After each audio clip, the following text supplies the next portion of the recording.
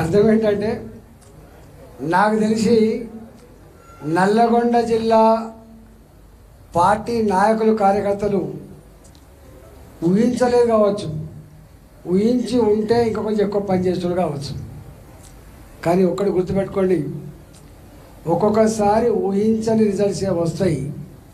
అది భారతీయ జనతా పార్టీకి మాత్రమే సాధ్యమవుతుంది. ఎందుకంటున్నా అంటే 2018 మీకు గుర్తుండాలి. వేదిక మీద అందరు పెద్దలందరికీ నమస్కారం. టైం లేదు కాబట్టి చెప్తున్నాను.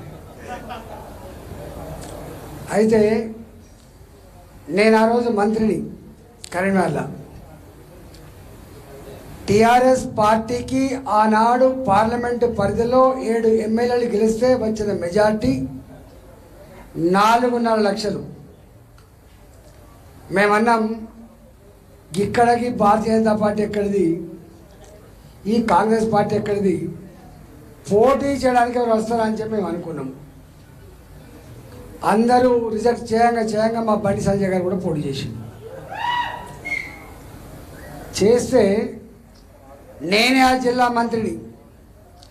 మేము మంది మార్పడంతో పెద్ద ఎత్తున బీడీలు పెట్టి తిరుగుతున్నాం. ఈయన పాపం ఎక్కడ పోయినా 20 మంది 30 మంది గదే చిన్న పిల్లలు జిన్ పాయింట్ వేసుకునే వాళ్ళు, రబ్బర్ చెప్పులు వేసుకునే వాళ్ళు తిరుగుతారు పాపం. మాకు మేమే అప్పుడప్పుడు సానుభూతి చెప్పేది బండి సంజయ్ గారిని చూసి. కానీ 4.5 లక్షల గంగల పోయి 1 లక్ష మెజార్టీతో సంజయ్ గారు గెలిచింది. ఎన్నేళ్ళకి అది? 3 నెలలకి. డిసెంబర్లో ఆ ఎన్నికలన్నాయి, మార్చి ఏప్రిల్ ఎన్నికలని 3 నెలలకి ఇంత మార్పు జరిగింది. మొన్న కోమటిరెడ్డి వెంకరెడ్డి గారు ఏమంటాడు చూసిందా? బీజేపీ ఎక్కడిదే అంటాడు. నీ కిందికి నీళ్ళు వచ్చేదాకా తెలివి బిడ్డ అని చెప్పాడు. నీ కిందికి నీళ్ళు వస్తే తెలివి బిడ్డ అని చెప్పాడు. ఇందు లేదు అని ఒకటి ఉంటుంది కదా, ఎందెందు వెతికినా అందందే బీజేపీ. ఇవాళ గుర్తుపెట్టుకో. ఇవాళ మీరు ఎన్ని సీట్లు గెలుస్తాయో ఎవరికి అంతు చిక్కని, ఏ సర్వే సంస్థలు ప్రిడిక్ట్ చేయని రిజల్ట్ రేపు తెలంగాణ రాబోతుంది. అక్కడక్కడ మన నాయకులు కూడా గెలిచేది ఉందా చేసేది ఉందా అని చెప్పి పని కూడా చేయలేదు కొంతమంది. ఆయన అన్నారట, మేమంతా నీకే ఓట్లు వేసామే అని చెప్పి. ఈయన పరిశాన్. ఖమ్మం జిల్లాలో ఎవరు ఊహిస్తారా? ఖమ్మం జిల్లాలో ఎప్పుడైనా ఊహిస్తావా? ఖమ్మం జిల్లాలో కాంగ్రెస్ పార్టీ మెజార్టీ 5 లక్షలని చెప్పిండ్రు.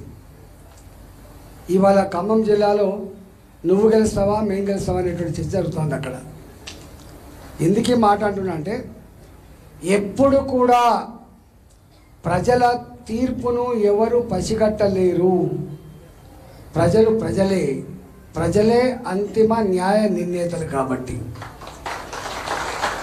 నాయకులు వస్తారు పోతారు, నాయకులు ఉంటారు పోతారు, పార్టీలు కూడా అప్పుడప్పుడు ప్రజల ఆశీర్వాదంతో గెలుస్తాయి కావచ్చు. కానీ ఇది అంతిమంగా ప్రజల జాగీర్ అనే విషయాన్ని మర్చిపోవద్దు. మనోహర్ రెడ్డి గారు కొన్ని విషయాలు చెప్పిండు, అది మీరు ఆలకించాల్సి ఉంది.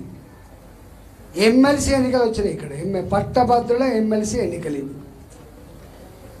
అంతకుముందు ఇప్పటి కాంగ్రెస్ పార్టీ అభ్యర్థి ఆనాడు ఏం నినాదం ఇచ్చిండు?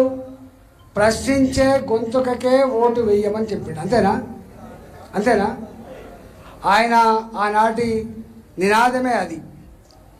ఇవాళ మరి ఈయన ఏ పార్టీ నుంచి పోటీ చేస్తాడు? ఈయన ఎవరిని ప్రశ్నించాలి? ప్రశ్నిస్తాడా? ఊస్తాడా? పిల్లి లెక్క ఉండాలి తప్ప అక్కడ ఏముండాలి? పిల్లి లెక్క ఉండాలి తప్ప పుల్లి లెక్క గాంధించే పరిస్థితి లేదు. ఇక ఆయన గురించి మనం మాట్లాడే లేదు. రెండో ఆయన ఏంటిది? ఆయన వ్యక్తి కాదు, ఆయన టీఆర్ఎస్ పార్టీ నుంచి పోటీ చేస్తున్న వ్యక్తి. అంతేనా? టీఆర్ఎస్ పార్టీని మొన్న ఏమనుకున్నారు ప్రజలు?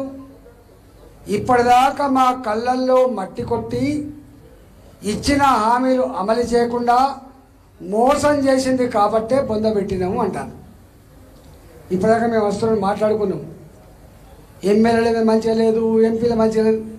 ఎమ్మెల్యేల మంచిగా లేదు కాదు, ఎంపీల మీద మంచిగా లేదు కాదు, కేసీఆర్ మీద మంచిగా లేదు అని చెప్పినాం మేము.